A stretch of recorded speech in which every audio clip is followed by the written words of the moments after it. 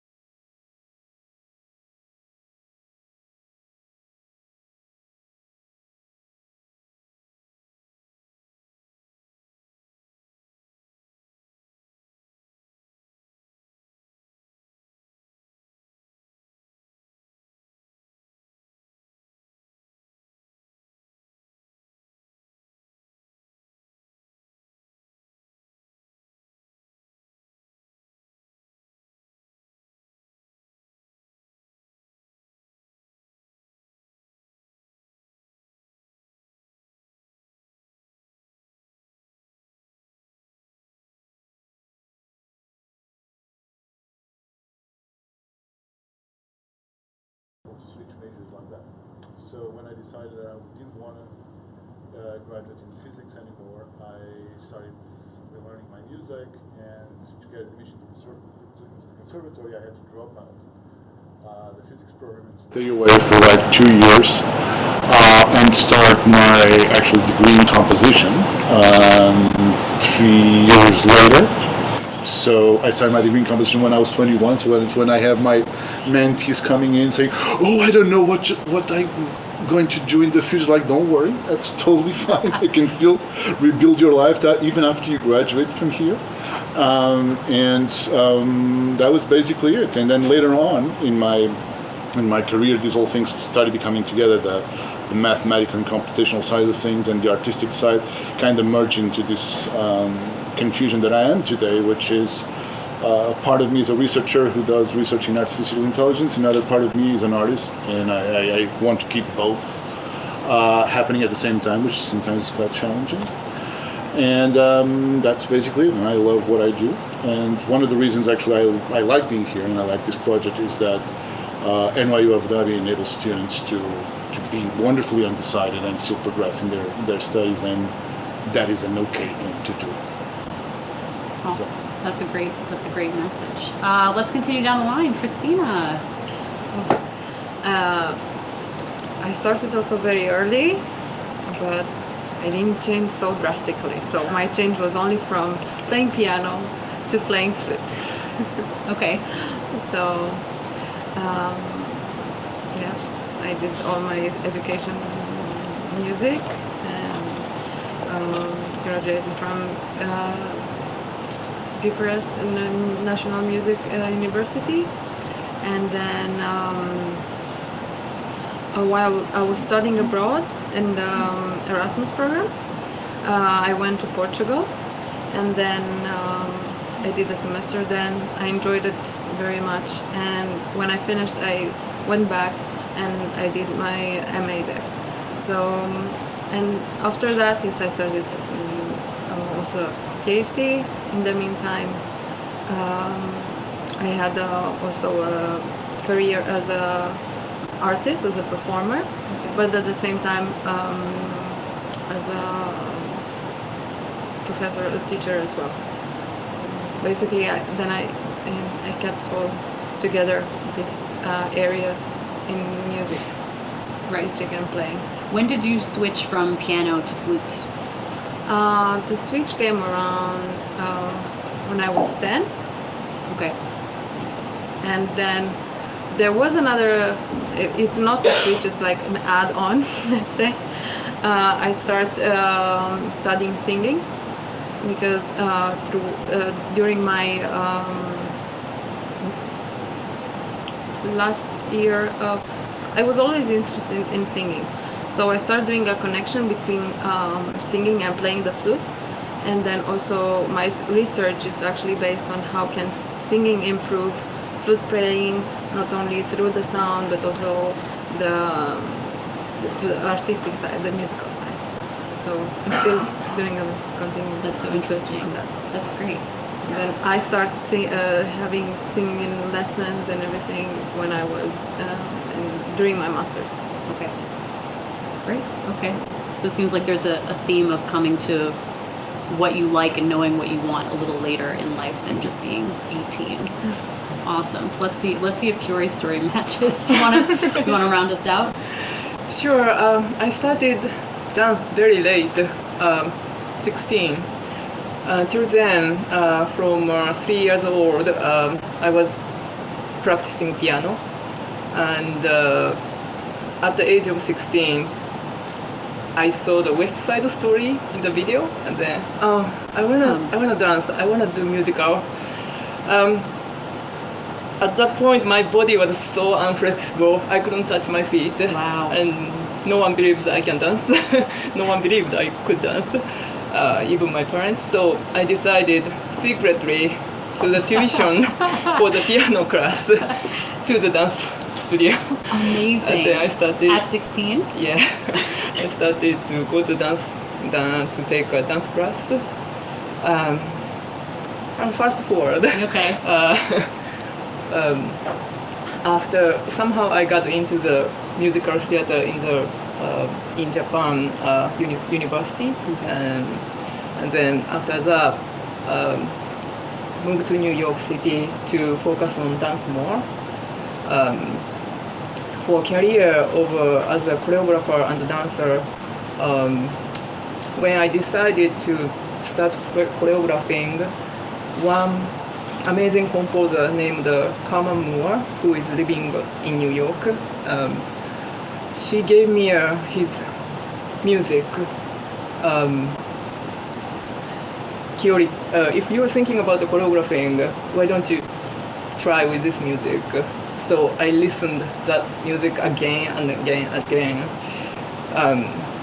I never formally studied choreographing, but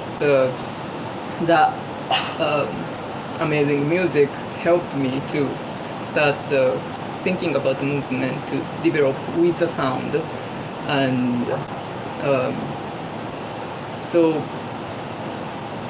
my practicing of piano from 3 to 16 really helped me somehow. Yeah.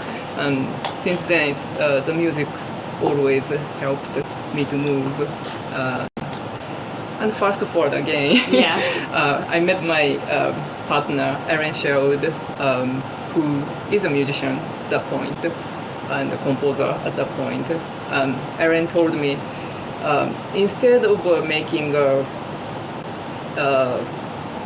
I create the sound and then I dance to it, why don't we make some system that your movement creates a sound and then I improvise to the sound that my movement created. So he developed that system taught by himself. Then we started to make a interactive performance and also interactive installation. Then here we are. I met Carlos and Cristina who are doing very similar, in a similar field. Yes. That's awesome. So this first piece, when you got that piece of music where you listened to it over and over and that was your first piece that you choreographed, Yes, right? yes. How old were you when you did that? It was 2004. Okay. Yeah, it was 2004. Okay. That's great. So that's so interesting because all three of you have this remnant of, except for Cristina, who always knew, which is fantastic, but 2 out of the 3 had no idea what was going on the whole There time. was a question also. There was a question. There was a question. Okay, cool. I was also drawn to theater, but I think I'm not very far away from, on the artistic side. So Yeah. Still on stage, still telling a story, Right. but it's through music. So. Right. Yeah, no, absolutely. I mean, I think all the arts are obviously connected, as we all know, but all 3 of you played piano / play piano. Would any of you say that you still play piano now, or do you feel like you've forgotten it? No, none of you. I know no one will see this, but of everyone who's here, who has ever had a single lesson in piano? I just want to see a show of hands. Okay, for those of you who cannot see the audience, that's like 2/3 of the people here, if not more, which is amazing. Look, do you have a piano book? Is that what that is? I think There we go. You're taking the beginner classes, right? That's awesome. Okay, so it seems like piano seems to be like the gateway to a lot of music things. Bill wants to tell me that he played trumpet. Okay, okay. Some people play trumpet. So that's great. Okay, that's amazing. Piano, so fascinating. I also took piano, so I totally understand that. Okay, so that's I just want to set the framework for how people get interested in the arts, fall into it by accident. I think for a lot of you, science plays a big role in your artistic creations now, which I want to get into. And so I want to go to Jin specifically, which is the piece that premieres next week. And I really want to open this up, but I don't know if, Carlos, you want to start by talking about the inspiration behind the piece and how the first concept came to you. Okay, well, when I moved here, in one of my very first trips to the desert, to the empty quarter, I was walking on the dunes and I started hearing this beautiful sound of, the feet in the sand, and the sand is so thin that the feet, that you have this really, really beautiful sound. And like Aaron, Kiori's partner, I did some work about sonifying dance movement. I actually wrote an entire doctoral dissertation about it, but I'm not going to talk about that. Dance is one of my favorite art forms to work with, and I really like the relationship that you can establish between sound and movement, and music and movement. So when I had that experience in the desert, I was like, oh my God, I need to do something about this. I need to create a piece in which I will have a dancer moving on the sand, and I'm going to record that sound. I'm going to do a piece with it. And this is, it was very clear to me what I wanted to do, and this was 5 years ago. And then, I started looking for people to collaborate with. I love collaborating. I mean, for me, it's hard to see my work without the framework of a collaborative effort. And started looking for people to collaborate with and develop the piece. And it took like 3 years actually to develop methodology to just go in the desert and be able to do what you're going to be seeing in the video. Which is, I had this very clear idea that I wanted to see a dancer coming down a dune, because one of the things that happens in the desert is that you lose a sense of scale due to the fractal quality of the desert. And you know what you see, you know, those little hills on the floor, they actually have the same structure as the dunes. And there's a very interesting thing that happens visually, I think, that you lose the sense of scale. And you also experience that when you walk in the desert, because sometimes you think that that dune is right there, and then wind up walking 10 times more than you were expecting because of that. So then I started developing this methodology of having a dancer coming down a dune and then having the body removed and from that, and basically for people to experience human movement just from the way the sand is being moved around. And this was the very basic abstract concept that I had to start this idea of this piece. And then I started calling my wonderful friends, namely Kirk Wolford, who will arrive on Saturday, because Kirk and I have worked collaboratively since I think 2003 or something like that. And we both like synthetic representations of movement. Kirk works on the visual side of it, of developing particle systems that can represent human motion, you know, in non-obvious ways. I like working with the sound part of it, and we did a couple of pieces together, so I thought of Kirk immediately. Then at the time, you know, and that's actually about this conversation of the challenge of living in the UAE, Kiori was not around yet, unfortunately, so I was flying this Finnish dancer from Germany to collaborate, and eventually we did the performance, the first test and the first performance here. And had you worked with her before, Jin? No. No. No, I met her through a friend who told me that there's this dancer. You know, I have this thing that, you know, every once in a while I need to do a dance piece, otherwise I feel out of balance. And the previous piece I had done, the previous dance piece I had done was 2011. So it was 2013 I started feeling, you know, I need to do a dance piece. But I didn't have my usual suspects, people I work with, because they're all in other parts of the world. So it was the first time in which I actually had to just make the first move, because generally people invite me to do music, to collaborate with them for choreographic projects. And yeah, so I started working with Nala Turki, and we developed this, and we developed a first part of the show during this period, and it took like 3 years, because working in the desert is you know, extremely exhausting, extremely challenging. You want to plant microphones, and the moment you finish planting the microphones, the wind picks up, and then you have you know, you cannot capture sound, and you have all these challenges. Also the temperature, because the idea of this piece was that to have the dancer with a full body moving in sand. And I mean, there's only a very limited time in the year that you can actually do that. You cannot do this now. You cannot do this probably until the end of November, and you cannot do this starting mid-February as well. So right. there's a limited window of time. Right. So I mean, it took like 2 or 3 years to develop a methodology. Once I developed a methodology, I flew in Kirk. I flew in Sagnai, who's a longtime collaborator. He's a filmmaker, a cinematographer. That I've collaborated with him for the past 25 years or something. How did you pitch the project to them? What? How did you say, come out to the UAE, let's do this thing in the desert? Like, what was your pitch to them? What did you tell them about where the piece was at that point? Or were you just like, come over here, let's make art? Yeah, no, it's, I'm lucky enough to have these kinds of friends who trust me well enough, then I tell them, hey guys, shall we do something? If they can, they say yes. Yeah. So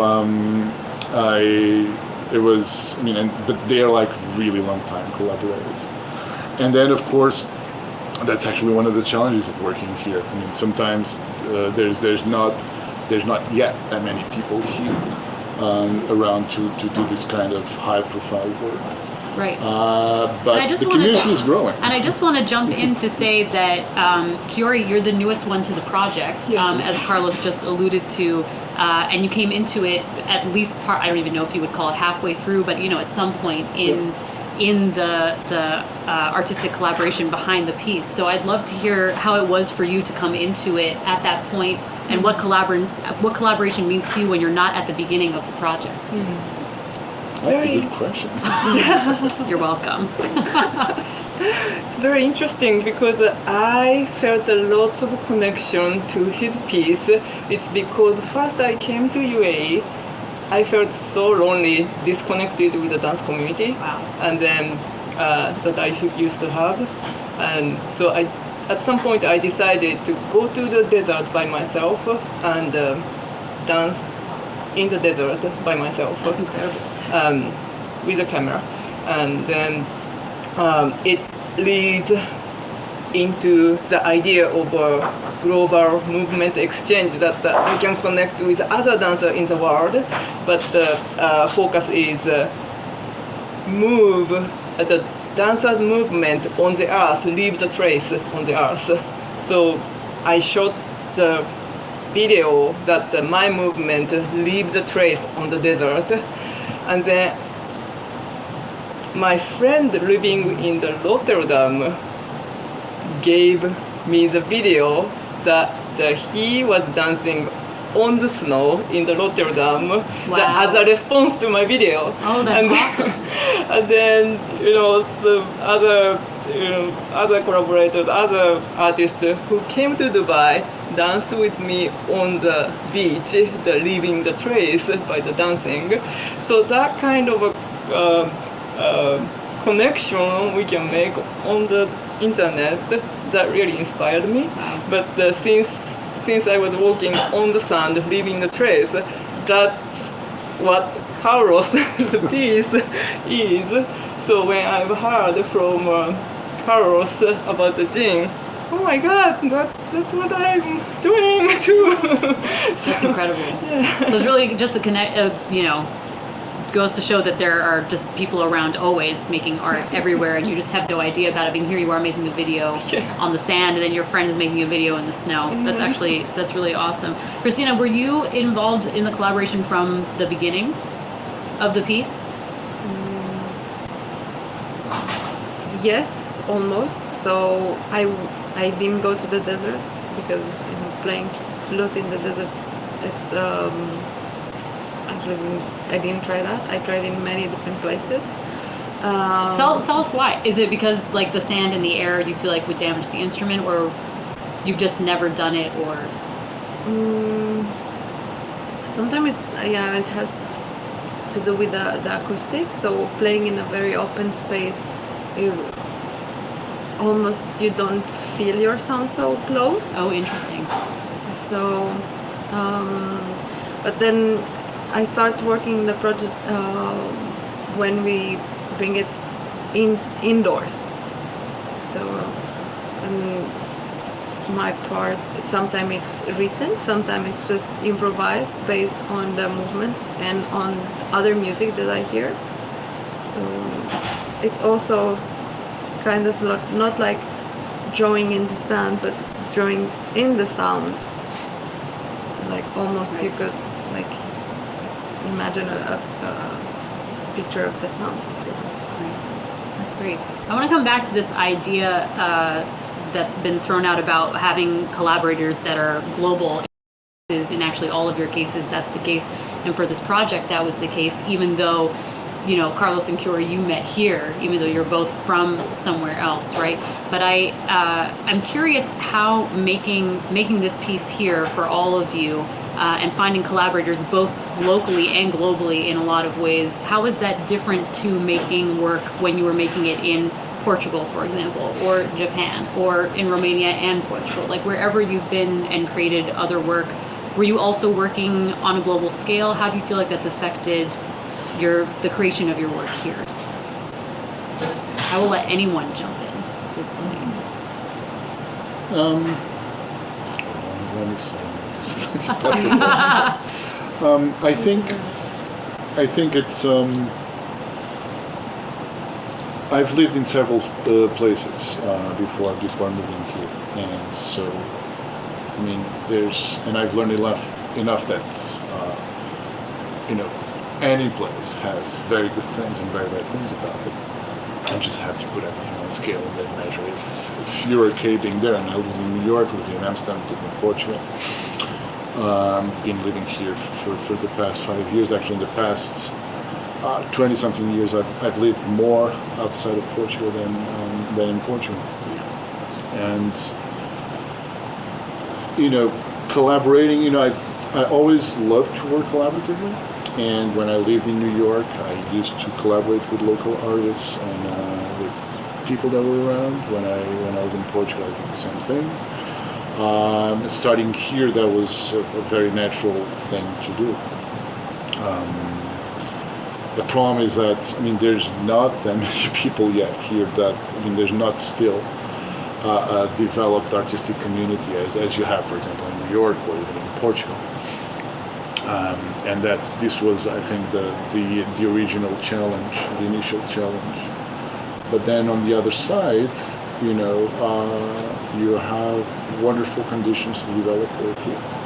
And I was actually commenting that with Cristina yesterday. We were on the car, and I was like, wow, one of the things I really like here is that, we have the innovation studio for ourselves in order to be able to work. We have a multi-channel system. For diffusing the audio, you have video projection, you have motion capture, you have everything working fine. Where else do you have the time? Certainly not in New York, or even in Portugal, to be developing a piece like this for free, without paying studio rentals, without having to go into these hurdles of finding a place in which you can actually meet with your collaborators and do a residency. So we've been having this kind of interesting rehearsal schedule that we've been working 2 hours a day. That's it. We don't do like entire days of rehearsals because we can meet every day, and we have a nice space to work with. And I developed actually the first commercial album that was released from our recording studios. I was able also to create a residency for a couple of musician friends, and the three of us recorded an album in January. Tell me where else in the world you get these opportunities. And I think that we're at a very interesting point now in the development of an artistic community, because people are starting to come here and to be grounded here. And I think the Art Center has played a really important role in that, in bringing the best, the cream of the crop to the UAE also, so that people get access to what is being done and to the latest things and the most sophisticated shows that you can imagine. And just to be clear, we're talking about specific artistic forms from the cultures and the places that we've been, right? So there are obviously other artistic forms and qualities that exist here that have obviously become a part of Jin. Just from being in the desert alone and having that kind of inspiration hit you, and the same for you. And unbeknownst to either of you, you're having the same inspiration, basically from the same place that is this very local place that is, somewhere where the desert is obviously an inspiration to a lot of people, especially when they're making art here. I have a lot of other questions, but because I just want to, at halfway points, I just want to say, does anyone in our audience, does anyone online have any questions at this point? And then I'm just going to jump back into my list of things, but I don't want to get so far into a discussion that you're like, I had a question 5 hours ago. Where did that go? Anyone? Yeah. I have a question. Yeah. This is for any one of you. So a lot of the discussion has been about collaboration, but I'm wondering how you prioritize someone who has an expertise or a skill in a particular artistic medium. Do you prioritize that over a shared vision or passion? Because it seems like each of you are connected to this particular work in a different way. So would you prioritize someone's skill over a shared vision?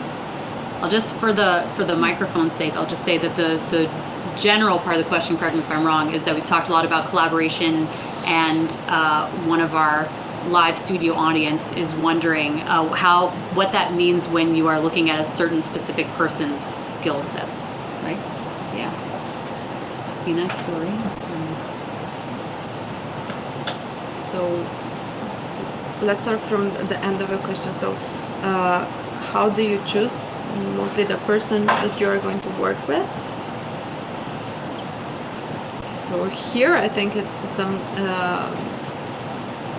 not, as Carlos said, so far we are not so many musicians and artists around, so you kind of get to know everybody, and then you know their work, you know their fields, and then it's easy because you have the idea of what you want to do, and then you know them already, so you know who's the best person to collaborate with. That's my point of view. So it's really just about looking at what you have and making something work with those. If you wanted to find pieces. somebody Yeah. here, if you want to look further, like Carlos did, and he already knew the people that helped him with the film, with the motion capture and things like that, then you have to look for a little bit out of the borders of UAE. So that's an interesting question. So did you pick your collaborators for this piece, including the people up here, on a combination of based on who was presently here, or were you looking for specific skill sets for the idea of the piece that you had in your mind? I was looking for specific skill sets because, I mean, there's now lots of people who veer off their main field, of expertise, and getting sometimes incidentally actually change their careers through those things. As I told you, I like collaborating. Collaborating is not easy because, and to I think answer a part of your question, because you have to agree, and it's not easy when you're working with lots of people and lots of minds, and each one has their own ideas, and then at the end you have to come up with something that you feel ownership, but then also that you're aware that what you came up with is more than the sum of the parts, and that's ultimately a great collaboration. Of course, in a piece like, that's why I love working with performing arts, the beautiful thing about the performing arts is that you need at least 3 people to do anything in performing arts. Even if you want to do like this solo monologue in theory, you need at least a sound designer, you need a stage manager, a lighting designer, a stage manager. There's a lot of people that get involved, and I really love that aspect of working in the performing arts, especially with, my preferred is dance, but also theater. It's a lot of fun because it involves a lot of people, and it's also complicated and challenging. At the end, things are not as easy as you would think, but can be extremely rewarding. But I look for skill sets. So if I think of a video, I was like, okay, well, who could do the video for this? I'm not certainly going to try or borrow a camera and try to do the video myself. And then that's the next stage, which is how can you relate to your collaborator? And Jean, in this piece is a piece that, because it's mostly improvisatory, we really need to spend time together and know ourselves, and because I need to understand the way Kiori moves so that I can anticipate the way she moves in my sonification.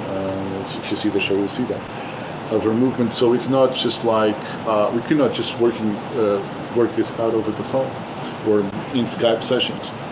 There's some work that I can do with Kirk over Skype, but I could never work on this piece through a video, and that's actually that was wound up being a fortunate coincidence that Kiori was willing to do this, because I needed to have somebody that we can hang out every day and work things out, and it's not easy because you have to get along, and people are different.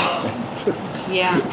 This conversation about collaboration is really interesting, because Cristina mentioned that here you know everyone in the artistic community, or in some way you know everyone in the artistic community, right?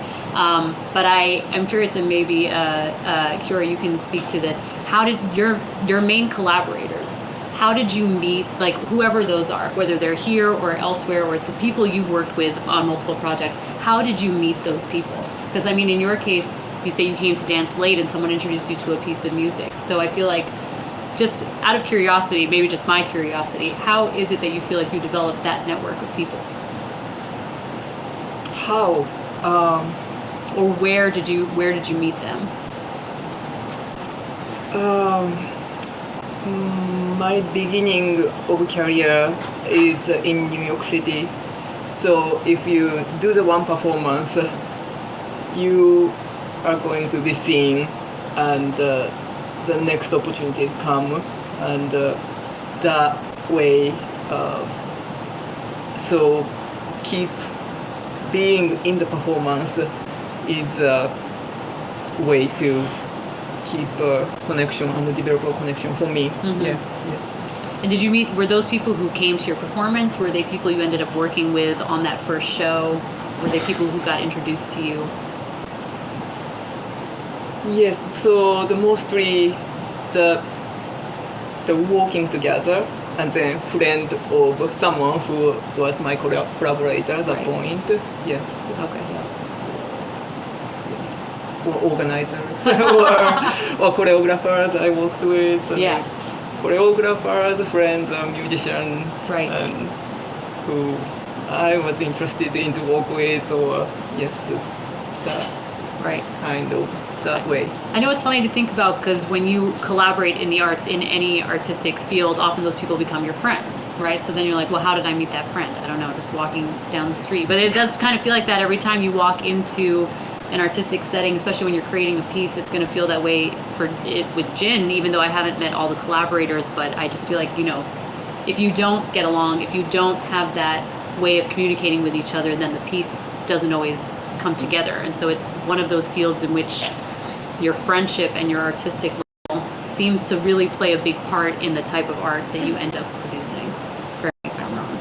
Yeah. Yeah. Awesome. And you also have to learn to get along. Yes. That is, yeah. Yeah, sometimes like you have to agree to disagree. Uh-huh. Does anyone want to talk about a time you agreed to disagree? On Jin or otherwise? I'm sure everyone here is already thinking like, oh my God, I remember that one time I was working on a project and there was this person and this thing and this paper in that section. But yeah, I mean, like, how does that work? When you do have a disagreement, how do you feel like you personally work through those problems with people? Talking and discussing, yes.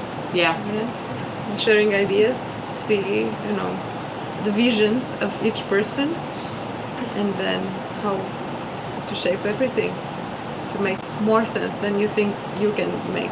Right. Right. Or you look like you have a thought. Oh, yeah. It helps me to listen what they wanna make. No, it helps me to listen why they wanna do this way, other than what they wanna do this way. Yeah. So if I listen why they wanna do this way, then I can find a way to do my job to Right. getting. Yeah. Right. So let's move back to the desert, because that's obviously a big part of Jin. So you talked a lot about the practical issues of like the microphones, the time of year it needs to be, and that kind of thing. Were there any lessons you feel like you wish you had known about working in the desert before you started, or any of those problems that actually ended up becoming a part of the piece because they just existed? I mean, it's had to learn basically the environment. It's such a harsh environment that it's not. You cannot dominate that. Okay, so you just have to learn your way through into that, and working and developing a methodology to work whatever you do. And that was the lesson I learned, because from the very beginning, from going there by myself and with a microphone and the recorder and moving the sand and capturing that sound and listening to it, to having a dancer doing this, and then all of a sudden we have to do this, a dancer coming from a dune, so we had basically at the end we needed to have I needed to have a team of 5 people in which you would go on a 4x4, select a nice dune, have the dancer go climb the dune in a way that is not invasive, and then come down the dune and make the drawing and leave that trace, which is something that. And was this video that you were fascinating, doing? Video of them coming down the dune? Yeah. Okay. Yeah, and then, setting up the recordings and all that, at some point I really understood that the only way I could do this would be to get a team of people, hire a driver, and do that for an entire week. That's what we did, and we did like 10 or 15 good takes. Then we picked one, which is the one that is going to be shown in the piece. That's awesome. Yeah, but it was challenging, and then Kirk works in motion capture, and he's started this project some time ago, and we did an interactive installation together called Echolocations, in which was about the sense of space, how the space you're moving in affects the way you move. And it was a very interesting thing that we did with dancers in different spaces, including the Congress Bridge in Austin, when we presented the installation in Austin, but also in a Viking temple somewhere in the north of England, bringing a dancer into a space and ask the dancer to move in that space and capture the movement of the dancer. I'm sorry, did you say a Viking temple? Yes. Okay. I just want to be sure I heard that right. I don't know. Yeah, if I'm not mistaken, yes. That's and amazing. then the deserts, actually, Kirk actually killed one of the motion capture suits he had, because we went on the deserts to record motion sequences of a dancer moving in the sand, which is completely different than moving in this room. Yeah. And that brings interesting things into the world. But of course, it was challenging. Right, right. Is this your first, or have any of you made other site-specific work here? Site? You mean like refer to the desert or in Abu Dhabi? Just in Abu Dhabi, but maybe not in a room, per se. Yeah. Collaborations with other artists or the project? These questions are all open to interpretation. You can answer them however you want. Yeah. Both are, collaborations, pieces you've done by yourself. Yeah, I'm just wondering if you've done other site-specific work in the UAE in different environments that are not that the desert isn't amazing, but not the desert. Yeah? Well, it was a desert too, but Okay, it's not that's a true. real desert, but the fossil dune. Okay. That the place that the wind create the sand sculptures. It's a kind of abandoned place, but it's very beautiful sand sculptures are there that the nature created. Incredible. Yeah. Okay. Awesome. Are you thinking of one, Cristina? Yeah. Just like also worked with other composers and that I met here, and even this year I had work premiere of a piece written by a former student from Mexico, and then we were collaborating at the end of the piece because he was not here anymore. So we met here, we had some ideas. He told me that he would love to write something for flute. He told me his idea. I said yes, let's go for it. Show me, send me a few things. Then he sent me the score. Then I give him some feedbacks, and then I recorded the piece, and then also show it in a festival. Oh, great. So you recorded that piece and sent it back to him. Yes. And then you played it live in a festival, or he played your recording? You No, played it he live. played it. Awesome. That's great. And also another a new piece that was written for me. There's another one coming also, so it's just meeting people and working on new ideas. Yeah. Not necessarily in the desert, but Right. in Abu Dhabi with Yeah. the people that live here, and I think some of the ideas also and the connections. Probably I would have never met these people if I wasn't. Right. I'm going to ask one last question before I open it up again, so I'm giving you warning to collect your thoughts, both here and online. I am wondering, with everything that you said about, the challenges that you came across physically in creating gin, if there's any advice that you have generally to people about, for people who want to make work here in the UAE or inspired by the UAE or with people that are here. What advice do you have for this crowd? I would say keep your eyes and ears open. Yeah. And try to do what you like, because there are people out there who will join you for sure. No, do it. It's a place like everywhere else in that respect. I would say a little bit and you have than to other places. just have to want to do it. And if you want to do it, you'll do it. Find a way.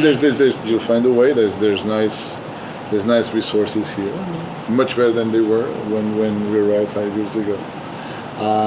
There's also a growing community of people. Of course, if you want to do this type of work, this type of collaborative work, then it becomes challenging, because finding the right collaborators, finding people with the right skill set that you want to work with, is probably not there yet as it would be in the other places. But still, I think there is nothing that should prevent people from not developing work here.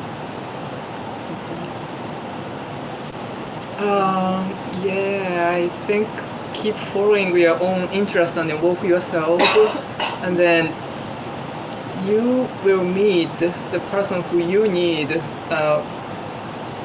because Abu Dhabi, the people are coming and going. It's really the place that the professional come and then show their work and then go. During that time, there is a time that the chance to meet the people who you need. So that's gonna happen here. That's awesome. Okay, I've given you warning. I know some of you have questions because we talked a little bit beforehand. So, does anyone here have a question? Were there any questions that came in? Yeah. So we're aware of how strict the privacy laws in the country. Do they ever appear as limitations for your artwork?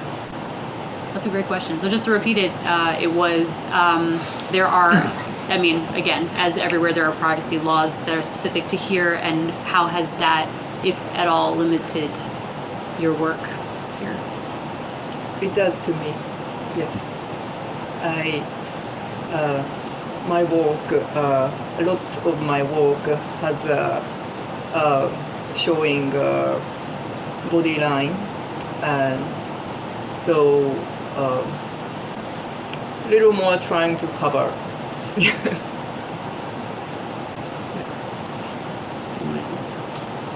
Well, I think limitations are part of any artistic work.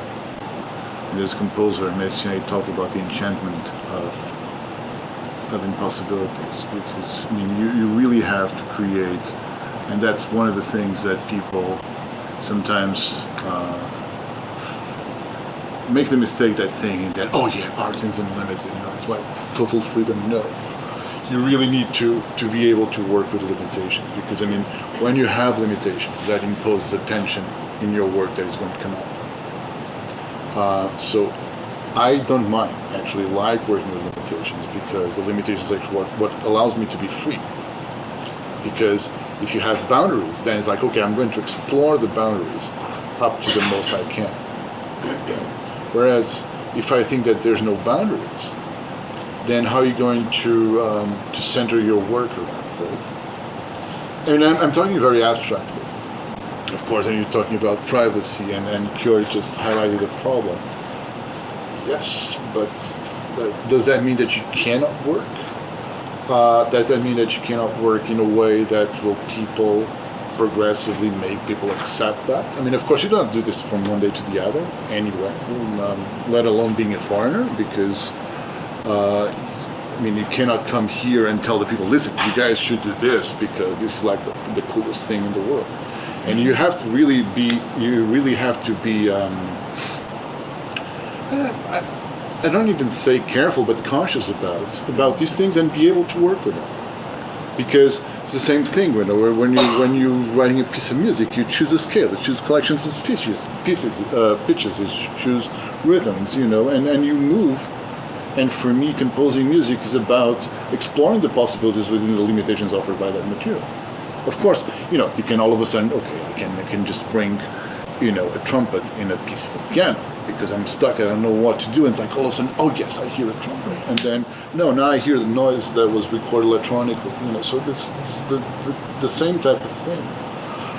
So, you know, yes, you have limitations, but you also have to impose limitations to your own work as an artist, and therefore, you know, these type of limitations is that yet another set of limitations. Like when you are in other places, you have other types of limitations. I mean, if you're in New York developing this work, probably you would be struggling in trying to find a studio space to rehearse, you know, and then you would have to work with that limitation, and that that would interfere probably in a much worse way in the end result than the limitation of, you know, you have to be careful about the way you display the body. Yeah, adding to, oh sorry. Yeah. Yeah, adding to that, the limitations that I mentioned, that actually makes me think about why I want to use the some bodysuits for this piece. Why I needed when I made to the outside of the country and then came to this country to thinking about how I can modify it, so that helps me to think about more depth of the piece. That it's because of the limitation. Yeah. I think for me, limitations are, you know, the way to become more creative. We wouldn't be where we are if human race wouldn't be limited, right? It's like, it's a very broad question. What are limitations, and how does that, you know, affect who you are? How do you affect what you do, and how do you go around that to be able to express yourself more, and in a way to be not necessarily, I mean, could be understood but also accepted, and people can see your work in a way that makes sense. It's funny because I often talk to people, not just in an artistic format, but or in artistic means, but in other ways, about talking about the when you have overwhelming choice, like becoming paralyzed by all of those options. And I think about that a lot in an artistic way also. I mean, I also, in my own small way, make art here, small or big, whatever you want to say. And I think that it's the same thing. I work with a really large group of people, about 50 people, and that is a huge limitation on the kind of work that you can do. Right? Because I think it's just, to all of your points, which really just inspired me to say that that it affects the kinds of just like Carlos was saying, like just down to the chords that you choose, right? Like the music that we pick for 50 people is not the same as you would pick for 5. And that is a limitation. Even though you have 50 collaborators in the room, which seems amazing, you also have 50 voices in the room. And that is something that you have to work carefully through. So I think that makes human brain is like that. You have a limitation, you have to work your way through it and just become more creative to make it work. Yeah, that's a great question. Do we have other questions? Yeah. I have a question. Yeah. I'm sorry for my voice. About collaborating and just having, you always start working on a project with a vision. And in terms of the process and collaborating with other people, has there ever been a moment when you look at the piece of art that you've created and then you retrieve the vision that you had before and you think, wow, this is a completely different thing from where I was starting?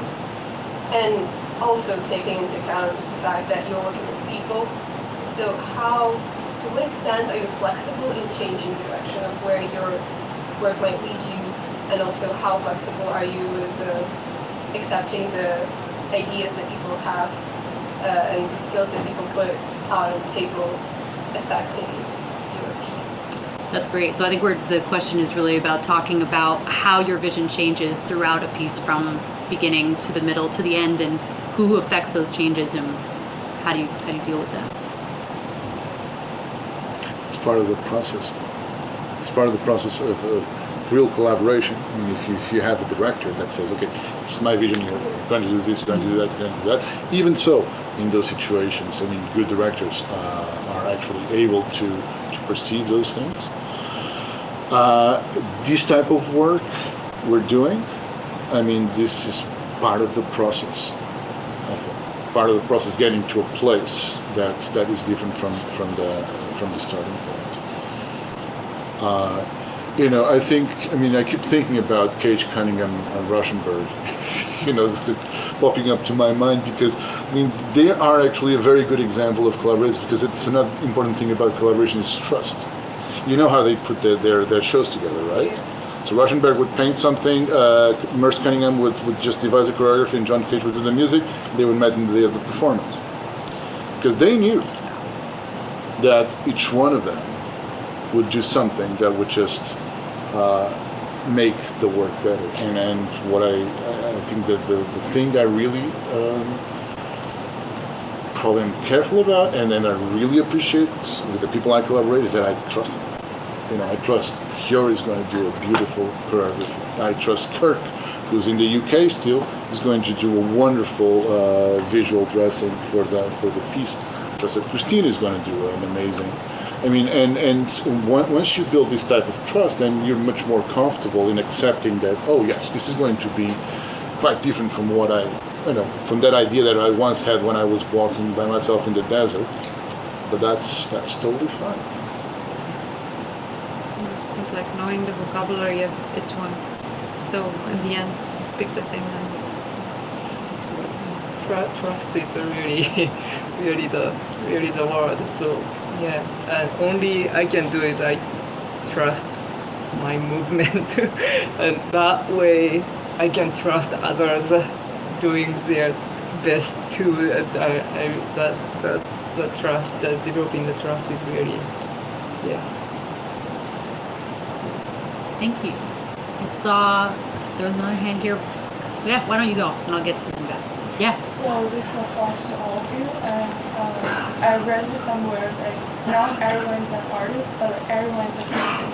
And art is subjective at the same time. So as artists, when you hear criticism, constructive or not, on your work, do you feel the urge to argue back, or do you take that in and kind of process it? Like, what are you welcoming as art criticism? Awesome, thank you. So this, I think we're going to talk about art and criticism, and how do you take that in as part of being an artist and creating your own work, and what do you do? What is your impulse when you receive criticism?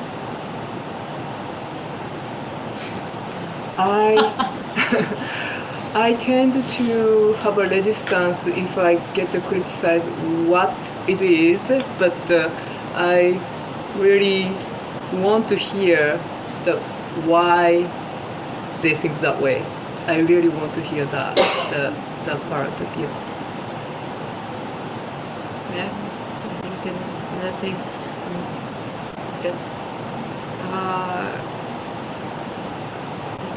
it's perspective, right? What is criticism? Like looking at things through different eyes, different minds, different perspectives. So the more perspective you think you have one thing, it's like we look at from this way, right? But somebody else sees it from the back. And it's interesting because not only that maybe it will open and like a new vision for you, but it will also make you think what you're doing, and maybe even can help improve it. I mean, criticism, I think, is always good, because if somebody in today's busy world is going to take some time to say something about your work, is that they care about about what you did in some way. They may have hated it, but if somebody comes to you and says, well, you know, I think that this, I usually take that very seriously, because, you know, otherwise, why would people bother? And when I get criticism, it's good or bad, I mean, One thing you say, yeah, it was great, which is the same thing as like, oh yeah, I didn't like it.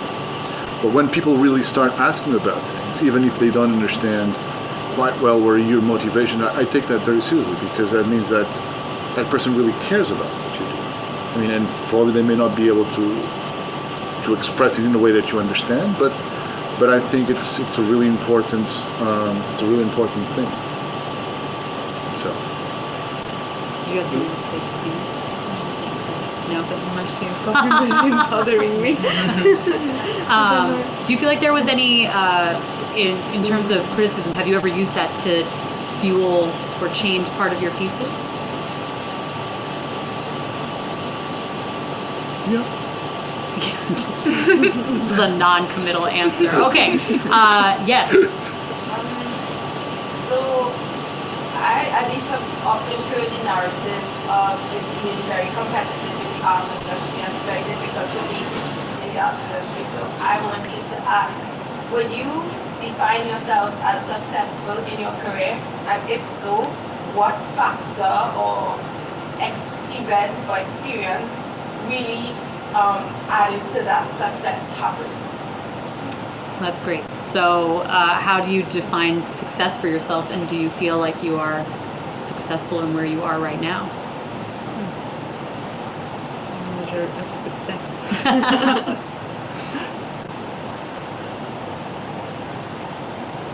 I wanted to be a dancer, and now I am. So that's a big success for me. Same thing. I wanted to explore singing and flute playing. Now I'm doing both things and at the same time. So Yeah.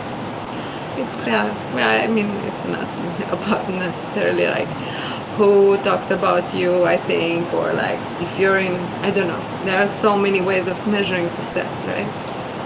But I think as long as you are happy and you feel that you accomplished something that you wanted, you can call that a success. I think I'm very successful too, because I've been doing this for like 25 years. No, I mean, and be able to continue doing it is actually, it's a privilege. And I think that the way, I mean, I don't make a living out of my art. I make a nice complement to it financially, but that's not the main thing. Also, is that the possibility, the privilege that I have in being able to do exactly what Kiori is saying. I wanted to be a dancer, and I'm a dancer. I wanted to be a musician. I'm a musician. And the fact that I managed to find ways of continuing doing my work, and it's really up to you. I think it's not up to the outside world. And I'm actually extremely lucky because I have lots of people who require, or a substantial group of people who requires work from me every once in a while, who invite me to do things. It's very rewarding. And the path to that is that do it. Do it yourself no matter what. Because if you don't do it, then people will don't know that you exist. And if you do it, and if you are able to keep doing it, and if you create the conditions for keep doing it, and not thinking about the financial compensations of that, but just for the sake and for the pleasure of doing it, for the privilege of doing it, because it's a privilege to make art. It's a privilege to have an intellectual job of being a thinker, being a philosopher. It is a privilege, but you have to conquer it by doing it, actually, and by insisting in doing it. Dedicating time. Because if you don't exist, nobody's going to insist for you. The world is filled with amazing artists and amazing thinkers and intellectuals. I think we have time for one or two more questions, and then I want to wrap up with something. Does anyone else have anything here? Yeah. What do you think in terms of artistic block, like when you can't come up with new ideas as well, something specific you want to have an inspiration? That's awesome. So writer's block, artistic block. How do you push past that? Has it ever happened to you? Okay. Good. That's one thing. Yeah. You have to learn to throw away your stuff, basically. So when I get stuck, basically I just start something new and get used to it. Sometimes it's really hard, and I tell that to my students. It's really hard that you come up with this really nice thing, and all of a sudden, you got stuck, you got blocked, and you don't know how to continue. But then taking the next step, which is okay, let's start something new and do it again. It's probably a hard step to take, but when you want to become a professional, meaning that you have to respond, in timelines and stuff like that for the work that you produce, there's not that much time to having a writer's block. And the way I think I could overcome it was, okay, I just have to keep doing it. And sometimes also be aware of the things that sometimes the work you do will be better than other times. Will come out better for all kinds of reasons. Sometimes just because the path you took at some point just led to the different thing. That's why even the great geniuses in music like Beethoven and stuff like that, their pieces were actually much more important and relevant than others. But I think they actually have the answer to the writer's block. They kept doing it. They were producing a lot of stuff, and you have basically to learn to think that at some point you did it. Okay, it's not you got stuck. Just do it again. Of course, as the more experience you get, the more you're able to kind of anticipate those things and work those things out. But yes.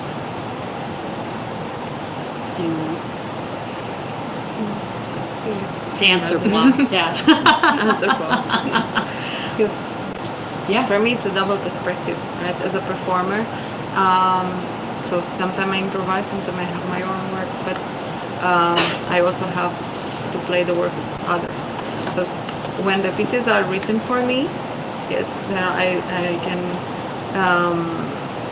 collaborate on that or give my feedback of the composers are sometimes are not flutists, so they might not know all the insides, so like what it works best, what it doesn't, and how it would sound like. And for me, those are the most interesting parts of being a performer. So I like to play a lot of contemporary music, new music, because you can actually still interact with the composer. And then there are other places, like for example, like in Jin, where just improvise and you take your own path and lead to something. And then yes, when you get stuck, you try different ways, And when you collaborate with an idea, then you can also get inspiration from what you see or what you hear. Yeah, I also try to listen other elements before I start. So sometimes I stop and just wait, and if nothing comes in, I try to listen more the other element, which is sometimes the music, sometimes the sound. Even I was solo in the nature, trying to observe the sound or visual, what's there. Yeah. I think we have time for one last one. People are looking at me like, maybe.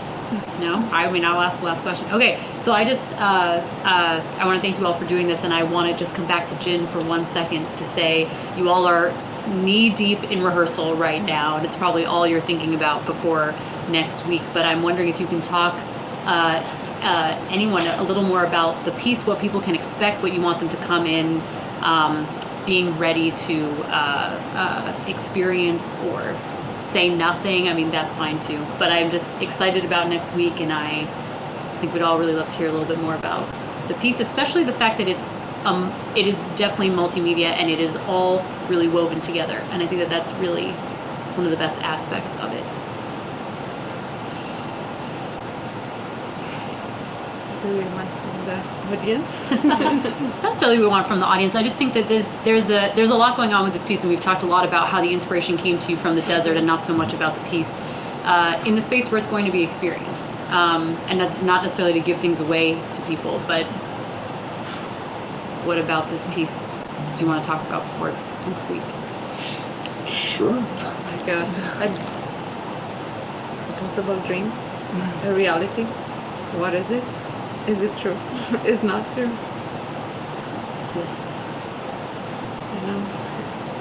What is the dimension? Okay.